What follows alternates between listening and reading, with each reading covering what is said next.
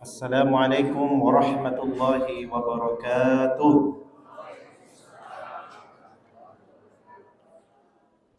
Alhamdulillahilladzi anzala fihi al-Qur'an hudan lin-nasi wa bayyinatin minal huda wal furqan.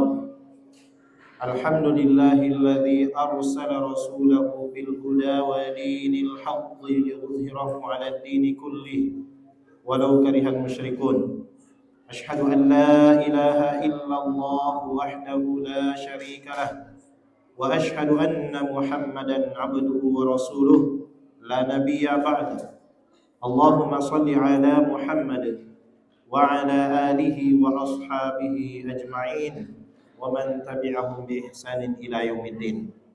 Bapak-bapak dan ibu-ibu serta anak-anakku jamaah Isya dan Tarwih Masjid Ar-Raid yang semoga dirahmati oleh Allah Subhanahu wa taala. Sebelum saya lanjut, saya mau kasih dulu hadiah. Mana tadi anak kita itu yang naik?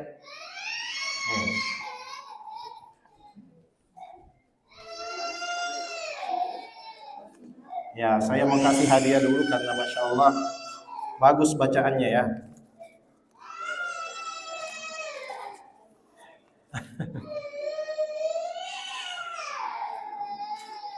Jadi Bapak Ibu sekalian, anak-anak kita seperti ini mesti kita berikan apresiasi ya. Masya Allah, ini generasi pelanjut kita. Sini nak. Siapa nama ta? Kelas berapa Miki? Siapa nama ta? Namanya Humairah. Ini 15.000 ya. Nah. Yang penting jangan dibelikan es krim di siang hari ya. Ya, di malam hari saja nak. Masya Allah bagus sekali namanya Humairah ya. Nama lain dari istri Rasulullah SAW, Aisyah radhiyallahu anha.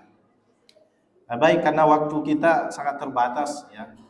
Bapak dan Ibu sekalian, tema kita pada malam hari ini adalah meneladani sahabat Rasulullah SAW. Dan kali ini saya mau kisahkan satu sahabat saja. Dan ini mungkin jarang kita mendengarkan ada hadis yang diriwayatkan dari beliau. Karena memang sahabat ini adalah sahabat yang miskin, kemudian kurang bagus rupanya, bahkan perempuan-perempuan enggan untuk menjadi suaminya. Tapi karena keimanannya yang bagus, maka Rasulullah SAW mencintainya.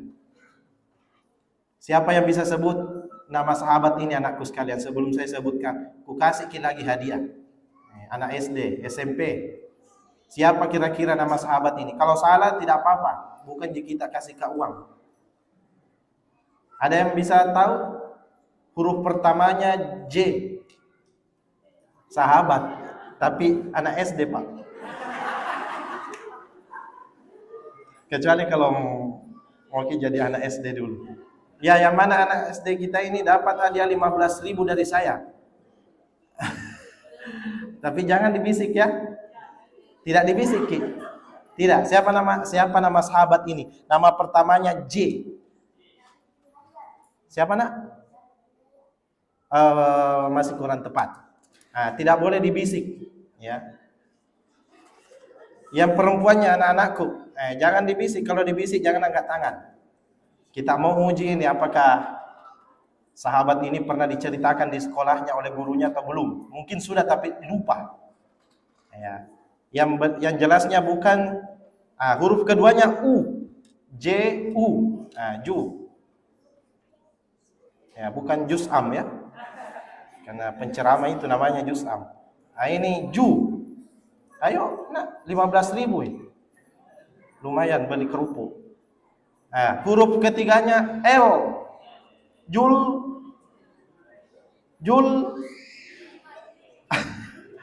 Mana laki-lakinya mana?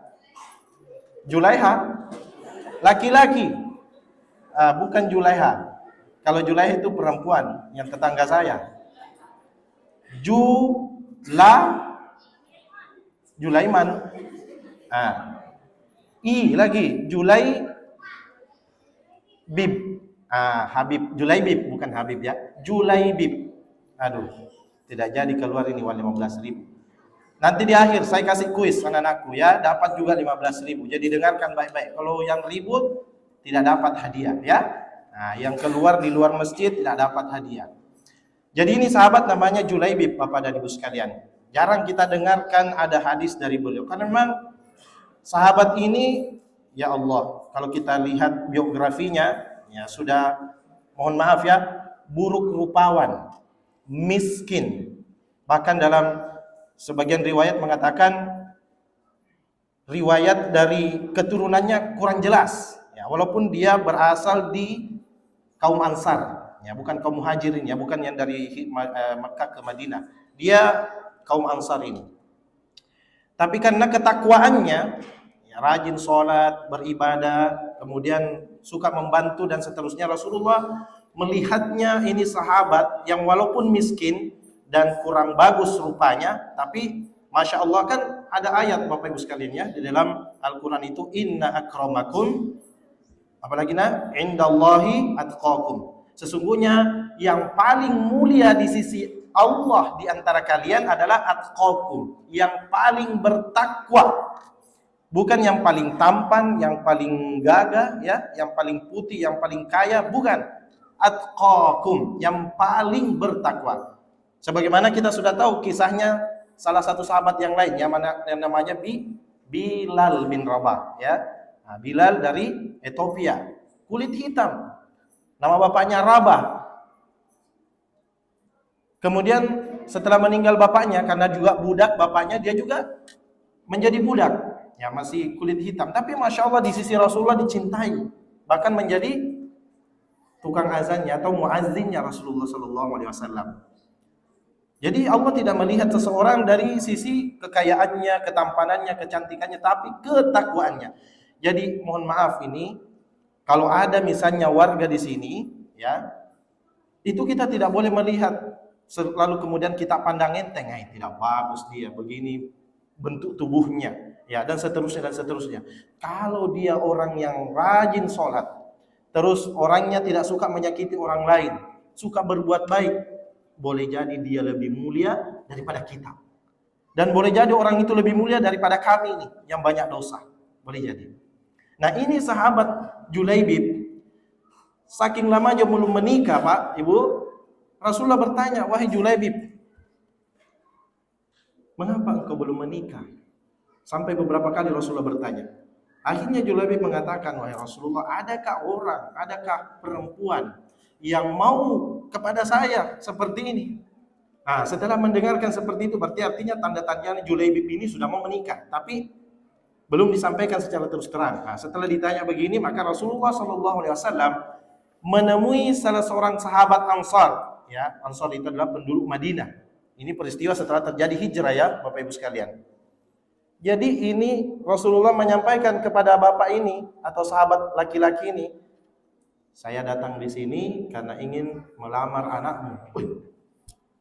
Wah, tentu saja setuju wahai Rasulullah. Ya. Setelah mendengarkan kegembiraan pertama, tapi setelah itu Rasulullah mengatakan, tapi lamaran ini saya peruntukkan untuk sahabat yang satunya ini, namanya belum datang Julaibib waktu itu, tidak ikut ya, cuma sendiri Rasulullah datang. Tapi namanya ini sahabat adalah Julaibib. Kaget ini bapak, Julaibib mau menikah dengan anakku. Tunggu dulu Rasulullah, saya timbang-timbang dulu. Akhirnya sahabat ini pergi menemui istrinya tanpa ikut Rasulullah SAW. Singkat kisah disampaikan. Begitu juga cara menyampaikan, wahai istriku, Rasulullah datang untuk meminang anak kita. Bahagia ini istrinya. Waduh, alhamdulillah kita mau menjadi keluarga dari Nabi Muhammad ini. Tapi istriku yang dilamarkan ini bukan beliau sendiri, tapi untuk Julaibib. Kaget mamanya. Anak saya soleha, ya, masa mau dinikahkan dengan Julaibib? Tidak, saya tidak setuju. Tapi dari percakapan suami istri ini, Bapak Ibu sekalian ya, di area sekitar rumahnya, didengar sang anak di dalam rumah. Anaknya kemudian mengulangi, wahai ibu dan bapakku, siapa yang datang melamar? Sebenarnya dia sudah dengar tadi, Rasulullah. Tapi yang dilamarkan adalah Julaibib itu, apa kata anak gadis ini? Masya Allah, dengarkan baik-baik. Wahai ayah dan ibuku, kalau Rasulullah Sallallahu Alaihi Wasallam telah menetapkan sesuatu, maka tidak pantas kita menolaknya. Berarti itu adalah pilihan terbaik dari dia. Kita tidak memandang rupanya orang, kita tidak memandang fisiknya dan yang lain, tapi ketakwaan. Coba lihat hari ini perbandingannya Bapak Ibu. Kalau ada orang datang melamar di rumah, apa dulu ditanyakan, Pak? Apa kerjanya? Berapa gajinya? Ya, ada bahkan sampai PNS kah, terjaminkah hidupnya, bagaimana mukanya, dan seterusnya. Dengan pertanyaan 1000, baru di belakang bagaimana sholatnya. Tapi ini perempuan terima Bapak Ibu. Kenapa? Karena perempuan ini tahu ada ayat dalam surah Al-Ahzab ayat ke-36 ya. Wa ma kana lil mu'minin ya, wa ma kana lil mu'minin wala mu'minatin idza qadallahu wa rasuluhu ya, tidak pantas bagi seorang laki-laki beriman maupun perempuan beriman apabila telah ditetapkan suatu keputusan dari Allah dan Rasulnya ya, amron ya, sudah ditetapkan sesuatu dari Allah dan Rasulnya, kemudian setelah itu dia tidak mengikutinya ya, mengambil keputusan yang lain, tidak pantas. Maka setelah mendengarkan putrinya ini mengatakan seperti itu, dia sendiri yang mau, ya sudahlah, kalau begitu kita terima betul yang dibilang putri kita. Akhirnya bapak ini menemui Rasulullah. Wahai Rasulullah, saya terima pinangannya Julaibib. Saya terima. Masya Allah. Singkat kisah, terjadilah pernikahan. Ya. Acaranya sederhana, tidak seperti kita ini di gedung-gedung, ya, sederhana saja. Potong kambing, ya, beberapa sahabat yang hadir dirayakan, tapi tidak semeriah ya dengan sahabat-sahabat yang lain. Ternyata disebutkan dalam riwayat Bapak Ibu sekalian, pada malam pertamanya, jangan kita mau mendengarkan sesuatu ini lain-lain. Malam pertama selalu yang dibayangkan enak-enak, indah-indah. Justru ini ada panggilan jihad. Ada ini panggilan jihad dari Rasulullah SAW pergi ke medan perang. Padahal di hari H pernikahannya, setelah akad nikah, bingunglah Julaibib. Yang mana saya pilih nih? Istriku yang soleha dan cantik dan mau menerima saya. Yang kedua berjihad di medan perang. Akhirnya Julaibib minta izin kepada istrinya, menyampaikan dengan baik, wahai istriku begini. Istri soleha mempersilahkan. Disebutkan riwayat belum sempat disentuh istrinya. Ya, paham maksud saya Pak ya? Belum sempat disentuh istrinya secara khusus. Berangkatlah Julaibib. Apa yang terjadi? Peperangan yang sebelumnya diikuti oleh Julaibib, ya, beliau ini merindukan mati syahid. Tapi bukan berarti Bapak Ibu sekalian kalau pergi ke medan perang karena mau mati syahid ya, panah saya, tombak saya, bunuh saya. Ini namanya bunuh diri. Ya. Yang seperti ini tidak berjuang dulu, masuk neraka yang seperti ini. Harus berjuang sampai kemudian dia meninggal, itu namanya berjuang kemudian mati syahid. Ternyata setelah selesai perang, Rasulullah SAW itu kebiasaannya adalah bertanya siapa yang meninggal. Nah, sahabat mengatakan fulan dan fulan. Rasulullah bertanya siapa lagi? Fulan. Rasulullah bilang, saya belum mendengar satu nama yang mungkin para sahabat tidak memperhitungkan satu sahabat ini. Rasulullah bertanya, mana Julaibib? Oh, kami cari dulu wahai Rasulullah. Setelah dicari, ternyata Julaibib juga mati, meninggal, syahid. Rasulullah SAW kemudian pergi melihat. Ternyata yang terjadi, Masya Allah, pertempuran Julaibib ini, Bapak dan Ibu sekalian, ada kalau tidak salah 6 atau 7 orang. Disebutkan dalam riwayat 6 atau 7 orang yang mati di sekitarnya sendiri dia hadapi. Baru setelah itu dia juga terbunuh karena terluka. Jadi 1 lawan 6 atau 1 lawan 7. Subhanallah, Masya Allah, tabarakallah.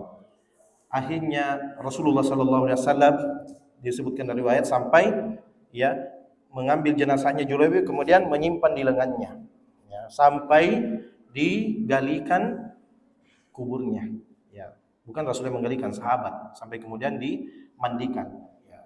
Sebagian riwayat mengatakan bahwa dia sesungguhnya dimandikan oleh malaikat. Karena yang satu riwayat mengatakan sempat berhubungan badan dengan istrinya. Yang satunya mengatakan tidak, riwayatnya. Allah alam yang mana yang paling sahih di situ. Akhirnya Julaibib meninggal. Dan istrinya disebutkan juga riwayat bahwa setelah peninggal Julaibib ini, istrinya ini menjadi kaya raya karena pernah didoakan juga oleh Rasulullah SAW kepada keluarga ini. Ya, termasuk ke istrinya juga kena. Masya Allah. Coba bayangkan Bapak Ibu sekalian, jadi apa pelajaran yang kita bisa petik? Kalau kita lihat peristiwa yang pertama, ya, seorang orang tua ketika ini bapak tadi, ketika mendengarkan bahwa ini dari Rasulullah SAW, tidak langsung menerima dan menolak, bermusyawarah dulu dengan istrinya. Ya, jadi bapak-bapak kalau ada yang melamar anak walaupun kita ini yang menentukan karena kita walinya laki-laki, ya bermusyawarah dulu dengan istri. Ya. Dan setelah itu kemudian kalau bisa bermusyawarah dengan anak kita juga. Nah, mohon maaf, janganlah seperti kata orang zaman Zidinul Baya ya, langsung ditentukan. Ya. Walaupun sebenarnya boleh, karena ini adalah keputusan dari wali. Ya, tapi alangkah baiknya kalau masih ada kesempatan bermusyawarah dengan anak kita, maka bermusyawarah. Yang kedua, lihatlah seorang gadis yang terpelihara dengan keimanannya. Tidak memandang fisik, tidak memandang kekayaan atau harta dan yang lain.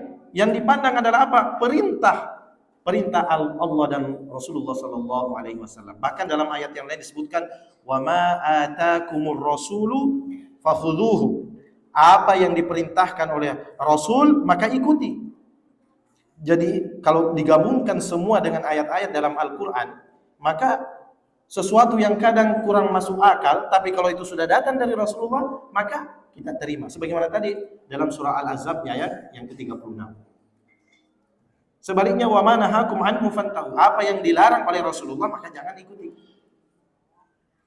Dan seorang wanita solehah seperti ini, Masya Allah, tentu bukan sembarang wanita yang hidup begitu saja. Lewat tempaan, lewat pendidikan, lewat tarbiyah. Ya. Dan alhamdulillah dakwah Rasulullah SAW sampai kemudian jalan. Kemudian yang keempat, ketika ada panggilan yang sebagian orang mengatakan bahwa panggilan ini adalah panggilan yang luar biasa. Kenapa? Karena orang pergi berjihad, Bapak dan Ibu sekalian, itu siap-siap dirinya iskariman au syahidan. Ya. Hanya salah satu dari dua ini, iskariman au syahidan. Hidup mulia atau mati syahid. Kalaupun dia pulang dari medan perang dan dia tidak terbunuh, entah dia kalah atau menang, atau dia terluka atau tidak terluka, dia masih hidup mulia, iskariman. Tapi kalau sudah gugur, mati syahid namanya. Dan ini nyawa satu tidak ada dalam Islam reinkarnasi, Pak. Tidak ada itu. Ya, kembali hidup kembali seperti apa itu film kartunnya apa itu. Ya. Dan ini Julaibib memberikan contoh kepada kita. Masih mau bersenang-senang dengan istrinya, tapi ada panggilan yang kadang lebih penting di mata sahabat. Ya, para dai-dai ini kita sudah rasakan kadang-kadang seperti itu. Kita masih mau dengan anak-anak, istri ya, tapi panggilan begini bukan jihad ya. Nah, panggilan dakwah, panggilan musyawarah, kegiatan dan seterusnya, kita harus tinggalkan dulu, kasihan anak kita biar bahkan bisa sampai jam 12 malam baru kita pulang. Ya, karena mengurus. Nah, ini panggilan jihad, nyawa yang menjadi taruhan.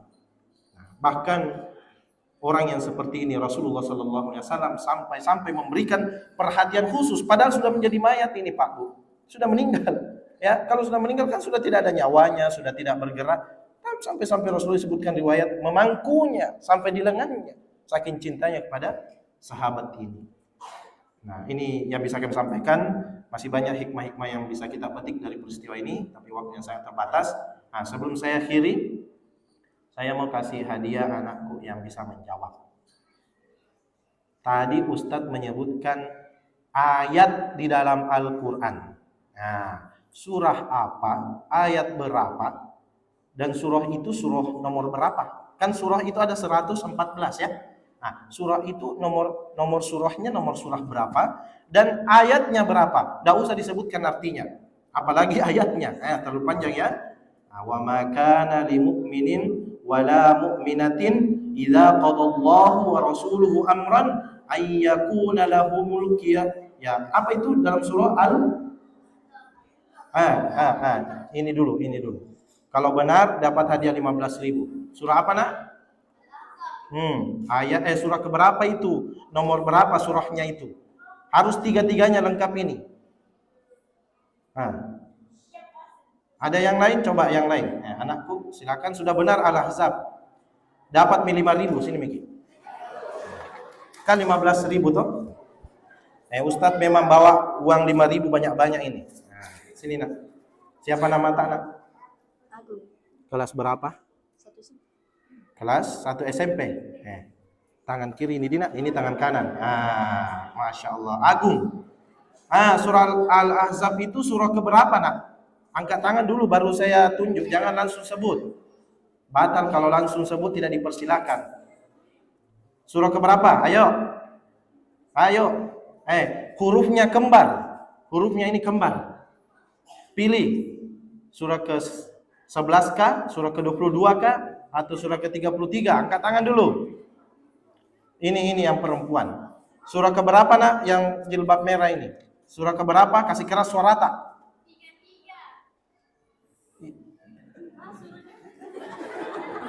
SD atau SMP itu? SMP ya? SD sini nak, dapat 5.000. Atau diwakili siapa yang bisa kasih? Ini Mi, karena terlalu jauh. Tabe Pak Sabir. Ya, tabe Pak. Sambung ke belakang. Ayat berapa? Surah ke-33 itu Al-Ahzab. Ingat baik-baik Dina? Al-Ahzab surat 33, double 3-nya. Ayat berapa? Ayo, 5.000 terakhir. Kalau tidak Ustadz yang jawab sehingga Ustadz dapat. Ayat berapa nak? Ini SD ya? SMA, yang SD. SD ki? Ayat berapa nak? 36 sini, Masya Allah. Kenapa ditepuk di sebelahnya? Dikasih tahu kita? Ya. Jadi surah Al-Ahzab surah ke-33 ayat 36. Tentang apa itu? Kalau sudah ada perintah Allah dan Rasulullah, tidak boleh ada lagi pilihan seorang laki-laki mukmin atau perempuan mukmin. Kalau sudah ditetapkan oleh Allah keputusannya, maka tidak boleh protes-protes ya. Ini oleh-olehnya diingat sampai besar nanti. Siapa tahu di sini anak-anakku suatu saat membawakan ceramah. Kita ini sudah tua-tua semua, sudah 60 tahun, kalian lagi seperti ini ini juga bisa ingat baik-baik ini kisah Julaibib ya, bukan Julaiha tapi Julaibib. Barakallahu fikum jami'an wa sallallahu ala nabiyyina Muhammadin wa ala alihi wa ashabihi ajmain. Mari sama-sama kita tutup dengan membaca doa kafaratul majelis. Subhanakallahumma bihamdik asyhadu an la ilaha illa anta astaghfiruka wa atubu ilaik. Assalamualaikum warahmatullahi wabarakatuh.